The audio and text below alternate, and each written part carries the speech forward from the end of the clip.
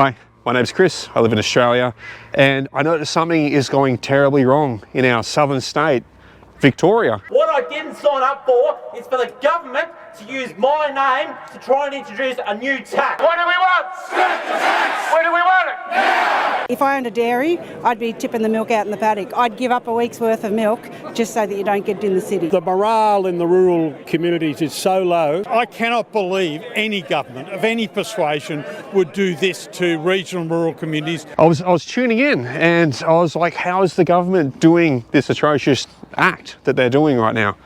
And for those who've been paying attention to the news, you may have seen a lot of firefighters showing up into Melbourne, the capital city of Victoria, and protesting, jamming up the streets and saying that there's something wrong, something fundamentally wrong going on in that state right now. And what's going wrong is our farmers are being absolutely taxed. They're being gutted down in Victoria. A new fire service levy has came into play, and that fire service levy is targeting farmers, targeting the people who make the food in this country. The government is trying to squeeze them for as much as they can. We're actually not going to survive these taxes. It's getting to the stage where the farmer actually will not survive these taxes. What sort of government picks a fight with farmers? Well, usually they think that's a really easy target, because 0.089 of 1% is the population of farmers in Australia. So we don't even hit the 1% mark. So when it comes to elections and everything, we don't count, because they get in regardless of whether we vote or not.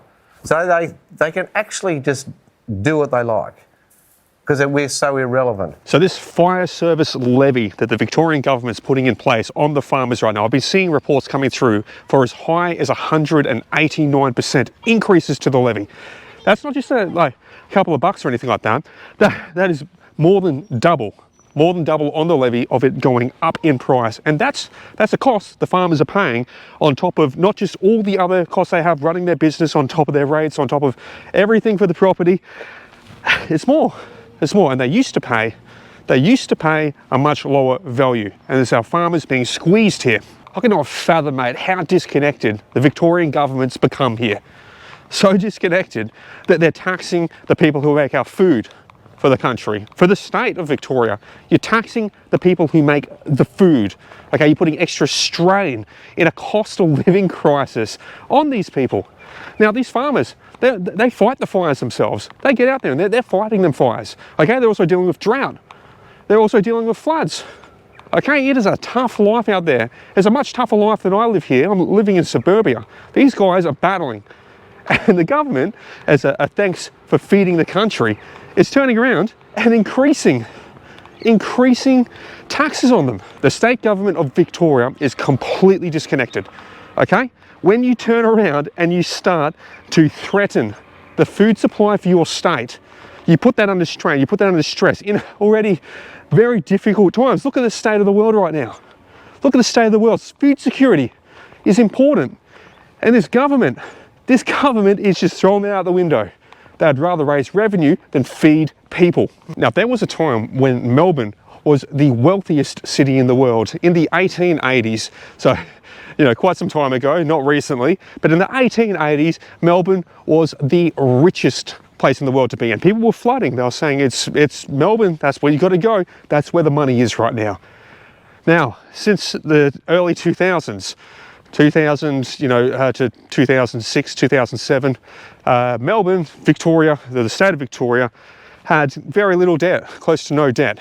But then across the period of about 20 years, the state of Victoria, they racked up debt.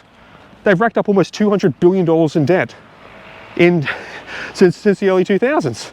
Now, this is not by accident. This is government mismanagement. This is the government absolutely screwing the pooch here. The government has stuffed it. And now they're trying to tax the people making the food, putting strain and pressure on people making the food. Now, if our farmers shut up shop, where do you get the food from? Where do you get the food from? You've got to ship it in from overseas. Prices go up even further. It's food security. What if other countries say, well, you know what? We're keeping the food in our country. We're not going to ship it to Australia. Well, we start to starve, don't we? That's a big problem. That's a huge problem we're facing. Now, Victoria is almost $200 billion in debt right now, and they're scrambling. They're like, how do we make more money? How do we make more money? How do we raise revenues? How do we start to manage this debt? The issue is not to raise more revenues. The issue that Victoria is facing right now, why they've got so much debt, why Victoria has $200 billion in debt right now, it is government mismanagement.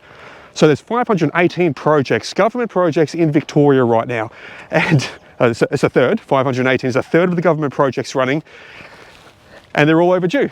They're all past date. They're all costing more and more money because they cannot finish them in time. 518 government projects are overdue, delayed, they're late, they're costing more money, their budgets are blowing out. It is government mismanagement on these projects. It's government failure to complete projects in time to their budgets. That's what's happening right now. That's what we're seeing. We're seeing Victoria running further and further and further into debt because their government projects are not being managed correctly. If the Victorian government's ship was in order, if they weren't running overdue on 518 projects, if they hadn't blown the budgets on 518 projects, well, they wouldn't be in as much debt, would they? No, and then if they weren't in as much debt from mismanaging all their projects, they wouldn't have to be revenue raising, trying to gut the farmers, trying to tax our farmers. What happens when our farmers shut up shop? They shut up farm. Well, the bread bowl of Australia starts to diminish. And then I think fundamentally as well, it is an issue that the government can turn around and put in these extra levies, this extra fire service levy. There was already one, now it's just a lot more, basing off the value of the land, of the farm, of it's per thousand, there's a per thousand value on the property is what they start to increase it by now. So it's a fundamental shift. Now, the issue is the government can take their land. If they refuse to pay this, they can take their land. They shut the farm down. So how disconnected is a government when they say, we would rather raise taxes and collect revenue than feed the people of the country? We want to put this country's food security on the line and risk it so we can raise revenues to try pay off our blown out and failing projects. All our projects that are delayed, the 518 projects that are delayed. We're going to starve the people to try cover our deficits on these projects. There's something wrong there. That is something wrong. That shouldn't be happening, but it is. It is, and that's what happens when governments are let unchecked and they just keep doing this stuff, man. It's not new. They've been doing this for 2 decades. They started with close to no debt, early 2000s, now almost 200 billion. But, 30, 40 years, the government's got so complacent doing this stuff that we're at this point now where we're in these crises. We're seeing these things occurring and it needs to stop. But unfortunately, I think today has shown they've actually woken up something that they've never seen happen before. Farmers are united as one. And when farmers are united as one, they are the most powerful body in Australia. Farmers produce 100% of the food.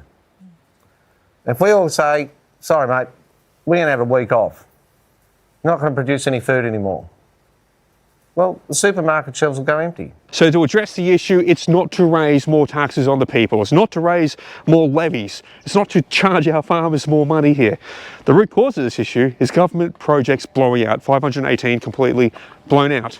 Okay, so you've got to fix that. What's happening there? Find the root cause. Why are these projects blowing out? Because I'll tell you what, if we run out of food, we're going to be showing up with plates, knives and forks, and we will eat the rich. We'll be knocking on Parliament. We'll be knocking on these government buildings. We will be fed. We will eat the rich. Don't tax our farmers. Stop this stupid levy, okay? What are you guys' thoughts? Do you think our farmers deserve better in this country, or should they be taxed to oblivion to the point they shut up farm, then we all starve to try to keep some bureaucrats and some government politicians happy because they're raising revenue for the state? What do you guys think? What's more important? Leave your thoughts in the comment section. Yours. See you in the next one.